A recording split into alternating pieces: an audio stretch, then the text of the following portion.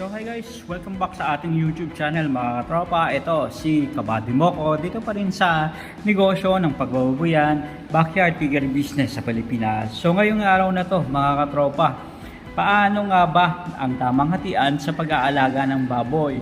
50-50 ba o 60-40? Lugi o kita ang katotohanan sa paiwi system ng baboy ngayong 2026.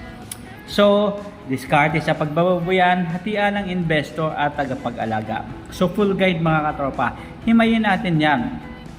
Eto na mga katropa. Gusto mo bang mag-business ng baboy pero number 1, wala kang pwesto?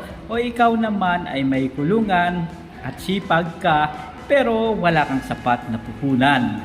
Ayan. So, maraming nagtatanong sa akin, Kabady, paano ba ang tamang hatian sa paiwi system o pag-aalaga ng baboy para walang lamangan at syempre walang away sa bandang huli? So eto na, sa bidyong ito, hihimayin natin ang tatlong pinaka-popular na hatian ngayong 2026 na patas sa investor and patas din sa mga mag-aalaga. Panoorin hanggang dulo mga katropa para hindi kayo malugi. Eto na. Bago tayo magsimula sa computation, bakit nga ba itong paiwi system ay patok na business model sa negosyo ng babuyan? Ito na mga katropa, sa mahal ng feeds ngayon at banta ng ASF, mahirap sumugal ng mag-isa. Ang paiwi ay isang partnership. Si investor ang taya sa pera, which means biig, feeds at gamot. At si nag-aalaga naman ang taya sa pagod, kuryente, tubig at facilities. Pero tandaan natin mga katropa, malinaw na usapan na sa simula para maiwasan ang gulo pagbenta ng ating mga alagang baboy. So eto na mga katropa. Ang pinaka-common kasi na hatian ay yung tinatawag na 50-50 sa net profit. So paano ba ito? Una, ibabawas muna lahat ng ginastos ni investor. So, ibig sabihin, bawas yung presyo ng biik, feeds at gamot. Ang natitirang clean profit o net income ay paghahatian nyo ng kalahati. So, 50-50 kayo. Example mga katropa, nakabenta kayo ng 15,000 sa isang baboy. Ang puhunan nyo ay 10,000. May sobra na 5,000. So, ibig sabihin yun, tig to 2,500 pesos ang bawat isa sa inyo. Kay investor at kay nag-aalaga. So, pabor ito sa investor. Ibig sabihin mga katropa, kung mataas ang risk, pero dapat sagot ng nag-aalaga ang tubig at kuryente nito. Ngayon, puntahan naman natin yung tinatawag na 60-40 na hatian at ang per kilo system. Paano yun Kabady? Ito na mga katropa. Merong tinatawag na 60-40. Madalas ito kung ang nag-aalaga ang sumasagot din sa number 1, maintenance ng kulungan at kung sakali na mas malaki ang pagod sa pagkuha ng halimbawa yung mga alternative na pagkain tulad ng kangkong o kung ano man.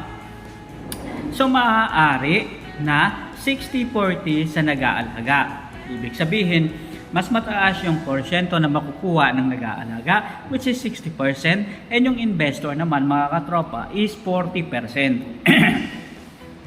So, pabor ba kayo doon, mga katropa? And meron din naman yung tinatawag na per kilo system. Paano yun? Dito binabayaran ng investor ang nag-aalaga ng fixed amount, mga katropa.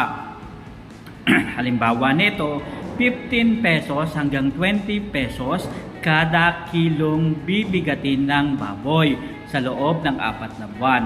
Safe ito mga katropa sa nag-aalaga dahil sigurado ang bayad sa pagod niya kahit bumagsak ang presyo sa palengke. So ibig sabihin yun, merong fix na amount na ibibigay dun sa nag-aalaga ng baboy. So regardless na kahit bumagsak yung presyo, so meron talaga siyang fix na kikitain.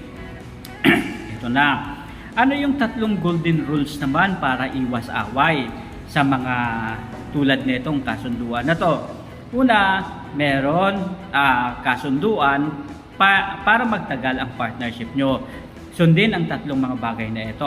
Una, magkaroon ng kasulatan, kontrata. Kahit magkumare o magkumpare kayo, magkapatid, magputol, magbayaw, magpinsan, magkamag-anak o kung ano man, isulat ang hatian sa papel. Ikalawa, itago ang mga resibo ng mga PITS.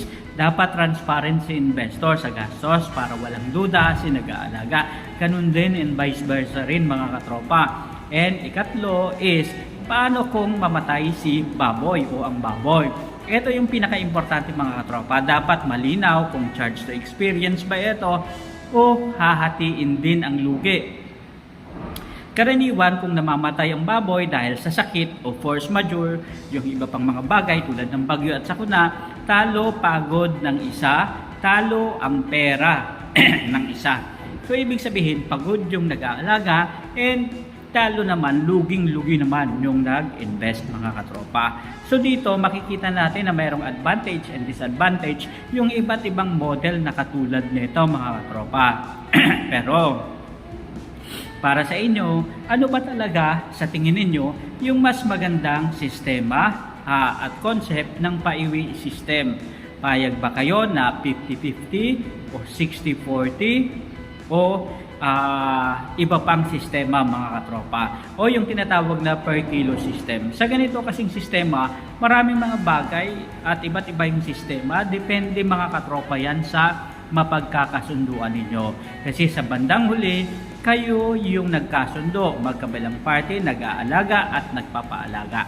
And make sure na mayroon kayong kasulatan and nag-agree kayo sa isa't isa. Kasi sa bandang huli, kayong dalawa rin ang mag-uusap, magsusuportahan at maggagawa ng tamang diskarte sa negosyong ito. So mga katropa, kung nagustuhan nyo ang episode natin ngayong araw na to, tungkol dito sa paiwi system, 50-50, 60-40 o per kilo system na yung nag-aalaga ng baboy, sureable na may makukuhang pera.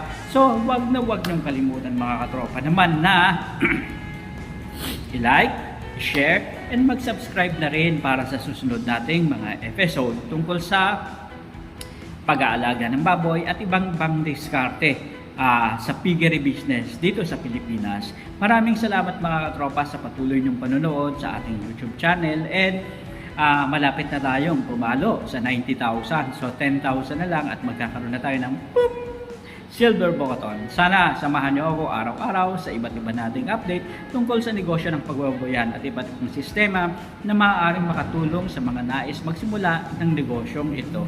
At doon sa lahat-lahat ng mga gusto pang pumasok, so mag-subscribe na kayo para lagi kayong updated sa iba't ibang discard tips sa negosyo ng baboyan. Hanggang sa muli, maraming salamat. Paalam.